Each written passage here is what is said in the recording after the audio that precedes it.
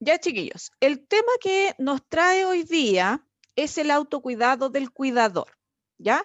Esta es una PPT que yo he tenido guardada y que la he usado bastante, la he usado en capacitaciones para los cuidadores de los adultos mayores, para los familiares de los adultos mayores y también en general se las muestro a los estudiantes porque tiene algunas cosas que son bastante importantes. Entonces, hay que recordar que cuando uno asume el cuidado de un familiar, generalmente es un familiar, ¿ya? Con alguna patología crónica o de estas patologías, ¿no es cierto?, que son catastróficas y que necesita cuidado permanente porque es altamente dependiente, eso no es planificado, ocurre de la noche a la mañana y generalmente las personas se ven enfrentadas a este tipo de situaciones sin haber tenido ni siquiera un aviso de que eso va a ocurrir, ¿ya?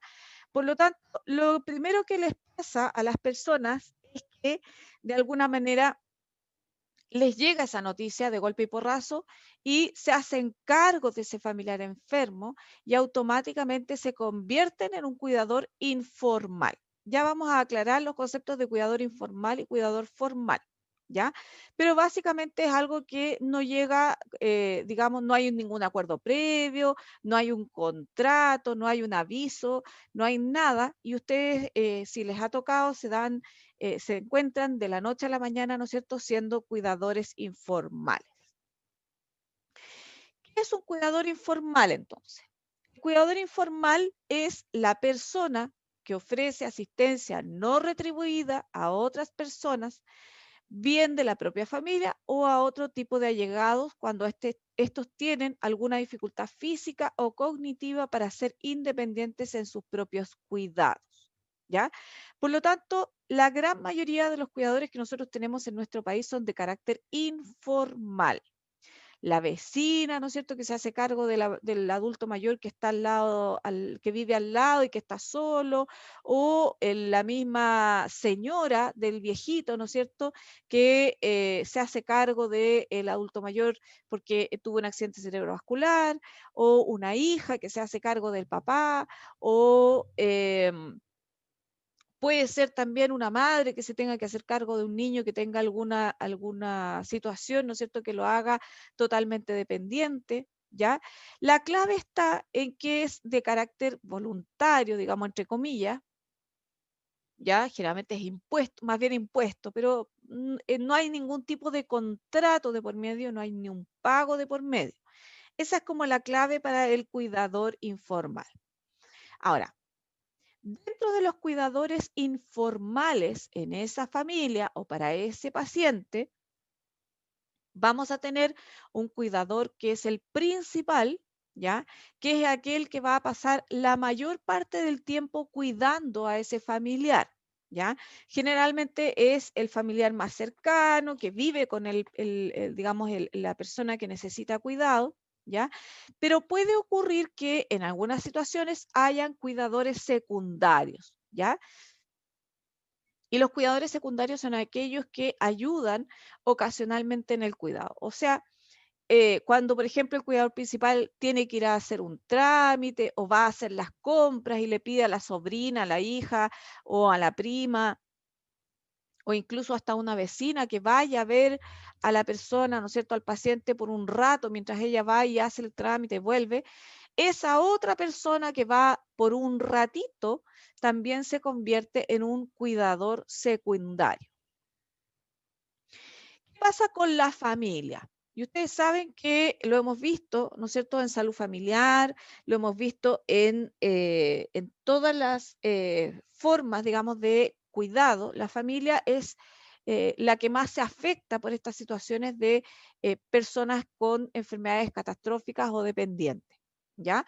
Y aquí hay que recordar que la familia va a funcionar como un todo, por lo tanto, la situación de cuidado también les va a afectar a ellos directa o indirectamente, ¿ya? Directamente porque generalmente hay algún familiar que se hace cargo de esa persona o indirectamente porque tienen que empezar a suplir los roles de aquella persona que está cuidando. ¿ya? Por lo tanto, de una u otra manera, ya sea emocionalmente, ya sea en su tiempo, en su trabajo, en los lazos familiares, y por eso se considera que el cuidar a un familiar enfermo también es parte de una crisis familiar no normativa, no es algo que sea lo habitual. Cosas que tenemos que tener en cuenta y aquellas personas que han sido cuidadores en alguna oportunidad se van van a pensar que en su situación esto también ocurrió. Y tenemos que pensar que los cuidados implican una dedicación elevada de tiempo y de energía. O sea, cuando uno es mamá y tiene una guagua recién nacida, ¿no es cierto, Pauli? Uno sabe, uno se ve enfrentado a que el tiempo que uno tenía para hacer lo que habitualmente uno hacía ya no está, ¿ya? Y la cantidad de energía que yo le voy a poner a ese cuidado va a ser mucho mayor porque es un ser, un ser humano, digamos, que depende de mí para todo, para comer, para ir al baño, o para bañarse, o para lavarse. Por lo tanto, yo voy a utilizar una gran cantidad de energía, no solo en términos físicos, sino que también usamos energía en el momento en que estamos todo el día pendientes de alguien o de algo, ¿ya? Por lo tanto, la gran mayoría de las tareas que el cuidador va a realizar generalmente no son ni sencillas ni agradables, ¿ya? Cuando ustedes se ven enfrentados a un paciente adulto, ¿ya? Donde generalmente el paciente adulto es la mamá o es el papá, ¿no es cierto? Donde a uno le toca empezar a bañarlo, empieza el tema del pudor, empieza también el tema de que uno tiene que empezar a cambiar pañales de nuevo. No es lo mismo cambiar los pañales de una guagua que de un adulto, y así una serie de situaciones, ¿no es cierto?, que generalmente no son ni fáciles ni agradables de realizar. Cuando hay que cuidar a un familiar, ya como yo les decía, generalmente es una situación imprevista y a menos que sea enfermero o cuidador o técnico paramédico o cuidador de enfermos derechamente, uno habitualmente no se prepara para eso. Por lo tanto, la gran mayoría de las personas necesita mucho apoyo y también necesita mucha educación. Ahora, cosas importantes que son para nosotros como enfermeros importantes, tenemos que entender que los cuidadores, sean formales o informales, da lo mismo, se enfrentan a más problemas de salud que la población no cuidadora, tanto físicos como psicológicos. Y ahí el autocuidado de esa persona es clave, ¿no es cierto?, para poder enfrentarse a esta situación de cuidado. Pero no solo el autocuidado, sino que como vamos a ver más adelante, es súper importante la colaboración de buena fe, digamos, de la familia. Las tareas habituales para el cuidador generalmente se relacionan con cosas de las actividades básicas de la vida diaria. Es decir, ayudar y apoyar para la realización de actividades de la vida diaria, como comer, aseo personal, ir al baño, ¿no es cierto?, lavarse los dientes, peinarse, etcétera, etcétera, etcétera. Vamos a también estar involucrados en ayudar y apoyar para actividades instrumentales de la vida diaria, como las visitas médicas, el mantenimiento del hogar, la administración del dinero, ¿ya? Que son cosas que se tienen que seguir haciendo porque esa casa o esa persona, digamos, no puede dejar de hacer todas esas cosas. La Mónica dice que a ella le tocó cuidar a su papá con cáncer y fue súper agotador emocionalmente. O sea, aparte ahí hay un desgaste emocional, como dice la Mónica, efectivamente, porque además el cáncer es una patología muy compleja y sea la patología que sea, el desgaste emocional corre igual, ¿ya? Ayudar y apoyar en el desplazamiento tanto dentro del domicilio como fuera. Ya, si aquí hay problemas de ambulación, ¿no es cierto? O de estabilidad, uno va a tener que ayudarlo a ir al baño, uno va a tener que ayudarlo a levantarse y a cambiarse de, por ejemplo, no sé, pues de la ventana a la silla o de la cama al sillón, etcétera, etcétera. Por lo tanto, también hay que ejercer, ¿no es cierto?, una fuerza o una digamos, apoyo físico bastante importante. Supervisar la toma de medicamentos y el cuidado de la salud del familiar. ¿ya? O sea, también, digamos, vamos a tener que estar pendientes como cuidadores o en el caso nuestro como enfermeros, vamos a tener que estar igual supervisando todo esto, que el familiar o o sea, digamos, el cuidador en sí se tome los medicamentos que le corresponden, pero también el familiar enfermo. Y de alguna manera ese cuidador también va a tener que realizar algunas pequeñas labores de enfermería, como por ejemplo curaciones o cambios de vendaje o manejo de sonda nasogástrica, si es que requiere de algún tipo de alimentación especial digamos, administrar algún medicamento por vía intramuscular o qué sé yo, ¿ya? Dentro de eso, si ustedes se han dado cuenta, la labor de cuidar a alguien, bajo este precepto, digamos, de que es 24/7, ¿ya? Va a implicar, como bien decía la Mónica, un desgaste. Y un desgaste no solo físico, sino que también emocional. Y ahí viene lo que se llama el síndrome de sobrecarga del cuidador, ¿ya? Que es un síndrome que está bastante bien estudiado, bastante bien establecido y que corresponde a un conjunto de problemas físicos, mentales y socioeconómicos que experimentan los cuidadores de personas dependientes y que pueden afectar sus actividades de ocio, relaciones sociales, amistades, intimidad, libertad y el equilibrio personal. O sea, vamos a tener una serie de problemas que se van a derivar de esta sobrecarga del cuidador, sobre todo cuando son cuidadores únicos y cuando hay una carga o un lazo emocional de por medio importante. Generalmente los cuidadores se van a enfrentar con las siguientes situaciones, y esto la Mónica lo puede decir bastante bien. No sé cómo habrá sido en tu caso, Mónica, pero las familias en general son bastante reacias a ayudar, ¿no es cierto?, em, a cuidar a un familiar, sobre todo cuando hay una demanda de tiempo o una demanda de colaboración directa. Generalmente lo que hacen los familiares es, ya, pucha, yo no puedo ir, pero puedo portarte con plata. O yo no puedo ir, pero a lo mejor podría comprarle las cositas, no sé. Ya, en general es muy difícil que un familiar, por voluntad propia, digamos, se quede permanentemente cuidando o se alterne con otro y la responsabilidad va a recaer dentro de esa familia que acogió a ese familiar, ¿no es cierto? Y que se hizo cargo. Se van a encontrar con tiempos limitados de descanso y de ocio. Generalmente ya no existe el tiempo para salir o para ir a la peluquería, no sé, estoy inventando, a pintarse las uñas o en el caso de los hombres a jugar fútbol. Eso ya no va a ocurrir, ¿ya? Sino que van a tener que estar exclusivamente preocupados del familiar.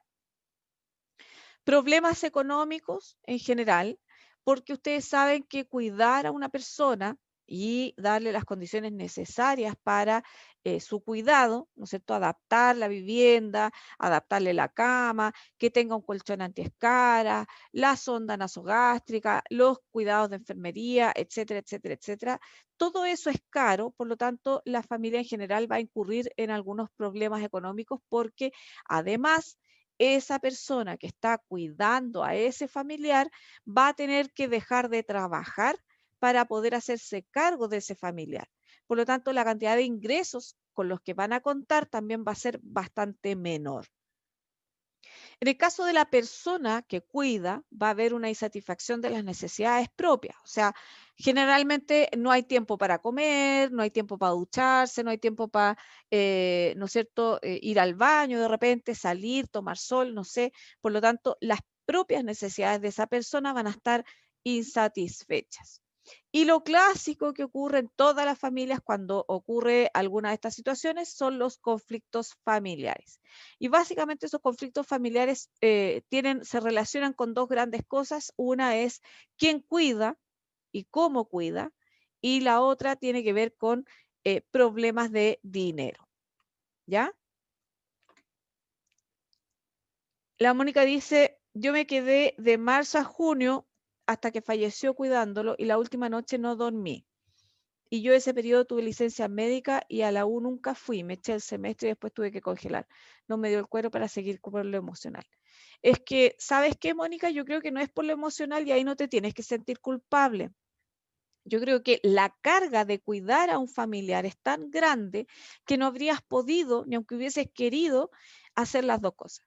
O optabas por la universidad o optabas por tu papá. Y en este caso hiciste lo correcto, que fue optar por tu papá y la carrera se puede recuperar después, ¿ya? Pero lo positivo de esto, Mónica, y a esto es a lo que quiero apuntar, es que tú estuviste todo el tiempo con él. Por lo tanto, tú pudiste dar digamos, hacer tu despedida o vivir ese duelo un poco anticipado que ocurre, ¿no es cierto?, con estas situaciones, ¿ya? Por lo tanto, o sea, creo que hay que verlo desde el punto de vista positivo, ¿ya? Pero como bien dices tú, en general, las situaciones que viven los cuidadores de los familiares, en el caso tuyo fue tu papá, eh, son bastante complejas y traen consecuencias, ¿ya? Como por ejemplo, para seguir con las láminas, vamos a tener la pérdida de relaciones sociales, las dificultades laborales, o en el caso de ustedes, dificultades, ¿no es cierto?, relacionadas con los estudios, desconocimiento de la enfermedad y su manejo, ¿ya? Y ahí, en general, ahí comienzan los errores, ¿no es cierto? Porque los cuidadores que no se han entrenado para cuidar empiezan al ensayo y error, ¿ya? Y generalmente les cuesta mucho consultar o les cuesta mucho preguntar porque no saben tampoco dónde acudir. Y dentro de todo, también ocurren los problemas conyugales, ¿no es cierto? La señora que tiene que cuidar al papá y el marido le empieza a pedir, ¿no es cierto?, explicaciones de por qué está tan pegada con el papá y no se preocupa de la familia, etcétera, etcétera, etcétera. ¿Ya? Ahora, dentro de todo, hay algunas estrategias y algunos recursos que, a los que podemos echar a mano cuando estamos en este tipo de situaciones, ¿ya? Y básicamente la primera es el autocuidado. Y el autocuidado es esencial para protegerse de todas estas situaciones. Si usted tiene una patología crónica, por ejemplo, y está cuidando, tiene que primero preocuparse de su patología crónica y de estar compensado para poder después preocuparse de cuidar. Porque si usted no está bien, no está sano, lo más probable es que en vez de cuidar al familiar, van a tener que cuidarlo a usted, ¿ya? La familia, a pesar de todos los problemas que hemos visto que se generan, la familia es un factor importante y hay que tratar de tenerlos más de aliado que de enemigos, ¿ya? Y en general, la familia nuclear, la que está, digamos, la que vive dentro de la misma casa, cuidando al enfermo, ¿no es cierto?, es la que mejor puede apoyar esta situación del cuidado. Y la tercera, pero no menos importante, es la capacitación. Y la capacitación le va a dar a los cuidadores mayor seguridad y confianza para realizar mejor los cuidados y también la calidad de esos cuidados va a ser mucho mayor. Dentro de todo, el autocuidado, ustedes ya lo conocen, corresponde al cuidado de uno mismo y son acciones cotidianas que ejerce una persona por sí misma con el fin de mantenerse sana e independiente, ¿ya?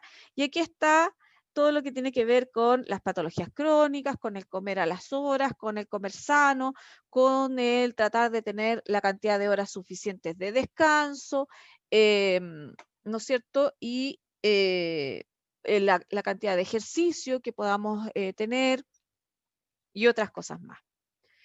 Debemos considerar que todos los cuidadores son distintos también y que las necesidades de autocuidado también van a ser totalmente distintas. Por lo tanto, no va a ser lo mismo que una persona, ¿no es cierto?, adulta, no sé, pasado los 40, 50 años, tenga que cuidar a alguien a que sea una persona joven, ¿ya? Los problemas de salud generalmente son mayores, mayor edad.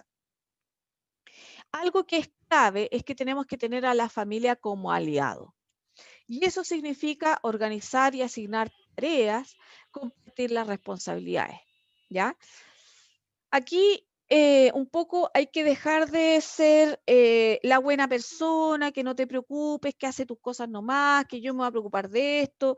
Eso, chiquillos, al principio funciona, pero ya después de un pasado un tiempo, eso no es viable, porque ustedes necesitan, en el caso de que sean ustedes los cuidadores, van a necesitar en algún minuto descanso. Por lo tanto, tienen que compartir las responsabilidades, tienen que ser capaces de organizarse como familia, asignar tareas. O sea, no es viable que la misma persona que está cuidando a esa persona mayor tenga que estar haciendo el almuerzo, lavando la ropa, haciendo el aseo, cuidando a los cabros chicos, haciendo tareas, ¿no es cierto? No es viable, porque no se puede hacer todo porque uno no es pulpo. ¿De acuerdo? Por lo tanto, ahí habrá que ver entre la pareja, ¿no es cierto? Será el marido el que se preocupe de los niños, la hija mayor la que cocine, los hijos más chicos ayudarán en el aseo, no sé. De alguna manera organizarse para que ese cuidado y esa carga que tienen no sea tan importante. Por lo tanto, también es importante que sean capaces de identificar las tareas de cuidado que deben realizar diariamente, considerando la cantidad de tiempo y esfuerzo que merece cada una. Por ejemplo, si van a bañar a un paciente, ustedes saben, los que son TENS y los que les ha tocado cuidar a alguien, saben que bañar a un adulto es tiempo, ¿cierto? Es tiempo, hay que prepararse, generalmente uno requiere ayuda, sobre todo cuando la persona no colabora, ¿no es cierto? Por lo tanto, ustedes van a tener que necesitar a alguien que les ayude a hacer esa tarea, ¿ya? Por el otro lado, si todos los días se come, ¿no es cierto? En todas las casas se come, ojalá todos los días, habrá que estar pendiente de quién va a cocinar en esos momentos, cuando no existe la posibilidad que el cuidador haga, ¿no es cierto?, la cocina. Una de las estrategias que uno generalmente le sugiere es escribir un horario, ¿no es cierto? Un horario igual que el que tienen para el colegio, para la universidad, etcétera, etcétera, para organizar las tareas durante el día. Y lo ideal es que traten de respetarlo al máximo posible. Si ustedes hacen esto desde el comienzo, ¿ya? Y hablan con la familia, con toda la familia desde el primer momento, les aseguro que los conflictos y las situaciones que se van a ir dando van a ser mucho más fáciles de manejar. Hay que incluir siempre al resto de los familiares en el cuidado y para eso es conveniente designar responsabilidades a cada uno y así dejarlas establecidas en el horario escrito, ¿ya? Por lo tanto, no basta con decir, bueno, alguien tendría que hacerse cargo de la comida, po. O sea, hay que dejarlo escrito, porque si no, no hay una carga de responsabilidad importante. Ponga el horario de tareas y responsables o de forma visible. Generalmente se lo pegan en el refrigerador o en la cabecera de la cama, ¿no es cierto? O en la cocina, donde todo el mundo pueda acceder a ese horario y pueda revisar cuáles son las tareas que les corresponden a cada uno. Evite hacer todo por el familiar a menos que esto sea estrictamente necesario. Identifique las tareas que aún pueden ser realizadas por el familiar que es dependiente, ¿ya? Si, por ejemplo, el familiar no puede caminar, pero tiene las manos buenas, se podrá lavar la cara, ¿no es cierto? Se podrá peinar, se podrá lavar los dientes. Por lo tanto, eso hay que mantenerlo. Y hay que asignar aquellas tareas dentro del horario establecido y procurar que las cumpla. ¿Ya? O sea, dentro del horario también vamos a incluir a este familiar que es dependiente. Recuerden que tenemos distintos grados de dependencia, ¿ya? Por lo tanto, si es un familiar que es estrictamente dependiente, completamente dependiente, por supuesto que no vamos a poder incluirlo en nada, pero si es un familiar que tiene una dependencia leve, sí puede hacer otras cosas que pueden ser de ayuda y a la vez lo vamos a estar manteniendo, ¿no es cierto?, más activo e independiente en las otras situaciones. Se debe fomentar al máximo el autocuidado de las personas dependientes. Esto las hará sentirse útiles y les permitirá a usted, como cuidador, bajar la carga de las tareas. ¿Ya? O sea, aquí no hay que volverse loco, no hay que empezar desde el principio a hacerle todo, porque eso no corresponde, ¿ya? Y mientras más colabore esa persona, se va a sentir útil y también le va a ayudar emocionalmente a sobrellevar esta situación. ¿Cómo se establece el horario? Hay que identificar las tareas que sean más importantes y esas van a ser las que deben realizarse siempre, ¿ya? Comer, alimentar al familiar, darlo vuelta, cambiar la posición, no sé, lavar la ropa, etcétera, etcétera, etcétera.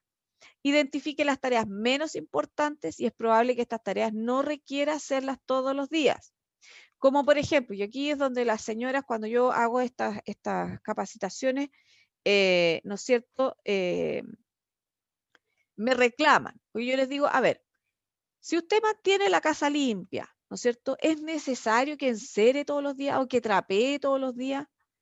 o que limpie los vidrios todos los días, porque hay señoras que son así. Entonces, claro, no les da el tiempo porque tienen que limpiar los vidrios, o no les da el tiempo porque tienen que trapear. A lo mejor hacer un aseo profundo el fin de semana y durante la semana mantener nomás el aseo, porque claramente está en una situación que es distinta a lo normal. Si usted no tiene nada más que hacer, hágalo. Vuélvase loco, lave digamos, la cocina, lávela de arriba abajo todos los días, lave el horno si quiere todos los días, los vidrios, etcétera, etcétera, etcétera. Pero si no, bueno, habrá cosas que tendrán que ustedes priorizar, ¿ya? Hay que identificar las tareas que requieren de ayuda de algún familiar. Como yo les decía, por ejemplo, el aseo o el baño completo en cama requiere de ayuda. Por lo tanto, ustedes van a tener que solicitar ayuda y establecer claramente qué es lo que necesitan. Como dice ahí, establecer los horarios para estas en conjunto con el familiar que le ayudará, considerando el tiempo de este. Traten de no, o sea, no hay que imponer tareas, porque si ustedes se ponen a imponer, lo más probable es que claramente nadie les va a colaborar porque van a considerar que es una imposición, ¿ya?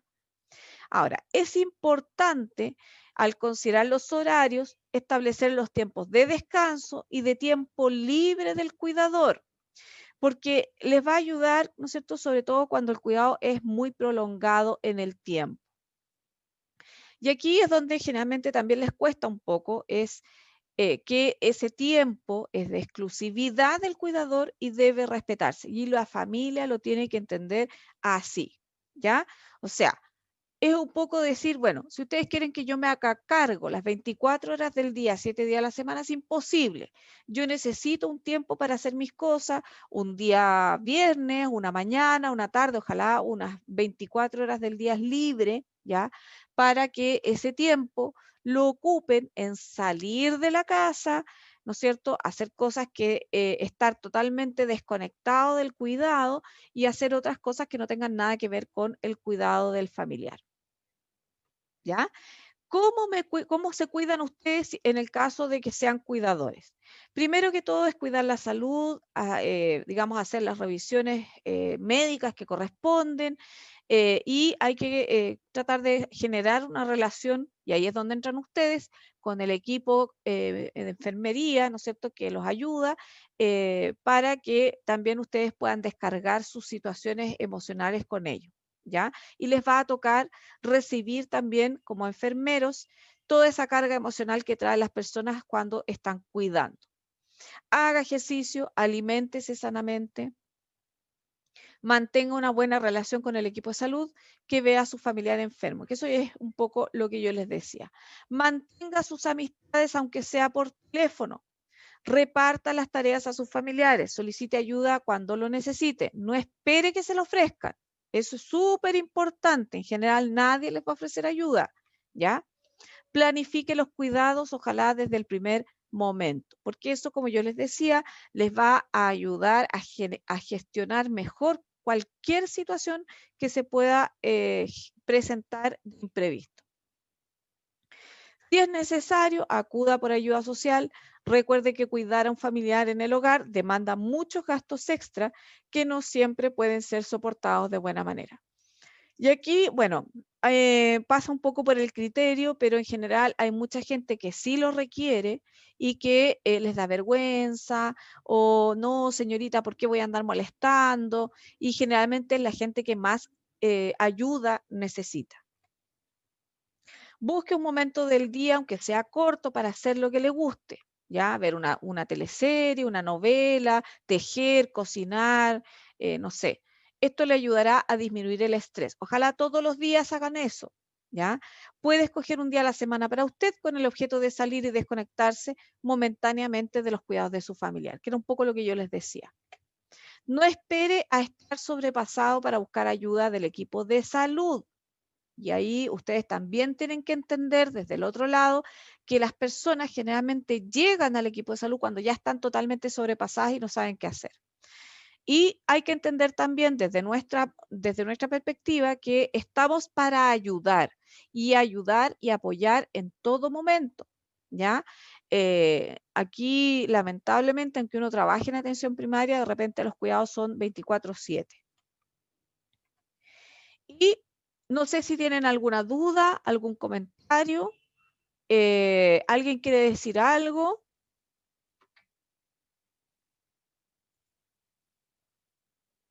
Chiquillos, ¿qué les pareció? ¿Les aclara? ¿No les aclara? ¿Lo sabían? ¿No lo sabían? ¿No están? ¿Se fueron a almorzar? Parece que no. Sí, profe, está dentro de toda la realidad de lo que sucede en realidad con el adulto mayor. Así es, po. Está completo. Así tal cual es. O sea, es básicamente ponerse un poco en los zapatos del cuidador también. La Javiera dice todo claro, la Mónica, la Pauli. ¿Qué piensas tú, Pauli? Tú que estás en este momento de cuidadora o de madre, digamos, madre cuidadora. ¿Te hace sentido, no? Es agotador, ¿cierto? Y eso que uno cuida una guagua, digamos, que no debiera ser tan agotador, pero es así, po. ¿Y tienes ayuda? En tu caso creo que es que sí, ¿o no, Pauli? Ya. La Pauli dice que igual vio a su mamá que cuidó a su papá.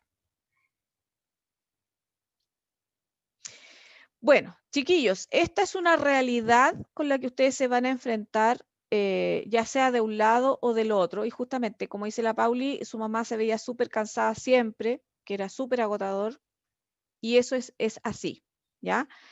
Ojalá nunca les toque ser cuidadores. A los que les ha tocado entienden claramente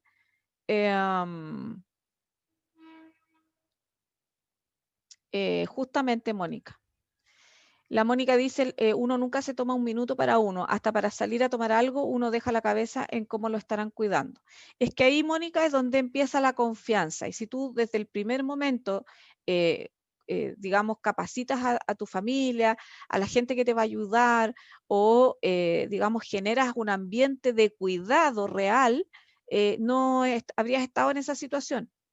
Pero básicamente lo que ocurre, también lo que tú dices es muy cierto, porque el cuidador principal generalmente le cuesta mucho soltar el cuidado, porque creen que nadie más lo va a hacer mejor que él, que no le van a dar lo que el paciente necesita, que no lo van a entender, que no le van a hacer lo que le gusta, o cuando de repente a veces es necesario hacerse a un lado y dejar que otros también experimenten lo que es el cuidado, que también, porque los estilos de cuidado son todos distintos, ¿ya?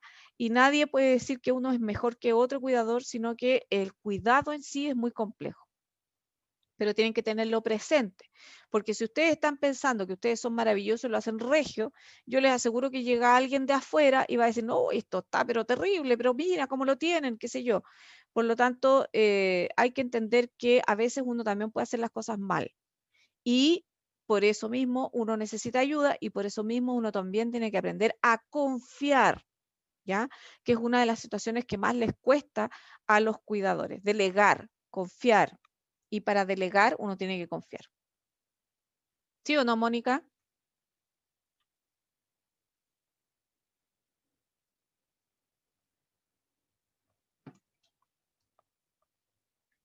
Es muy cierto eso, dice. Mi papá terminó con cuidados paliativos y dejaba el horario de la morfina, pero igual mi mamá tenía miedo, no se atrevía muchas veces. Pero porque a lo mejor no estaba capacitada, po, o también había una carga emocional de por medio. Pero yo insisto, chiquillos, si cuando uno parte desde el principio con las reglas claras, así como les digo yo a los principios de semestre, después para adelante se van a ir por un tubo, ¿ya? Se van a encontrar con distintas situaciones, mucha gente que a veces no les va a querer colaborar, o gente que va a ir de mala gana, o se van a encontrar con distintas cosas, pero les va a pasar que van a tener que repartirse algunas actividades, y hay que ver también la capacidad de cada uno para hacer cosas, ¿ya? En el caso de la Mónica, ella dice que su mamá tenía miedo, ¿no es cierto? Y probablemente para ella era una carga muy importante el administrar la morfina, ¿ya? pero a lo mejor podría haber hecho otras cosas, haber ayudado a bañarlo, haber ayudado a alimentarlo, haberlo acompañado, no sé. Ahí es donde uno tiene que entrar a pensar cuáles son las situaciones que se pueden delegar.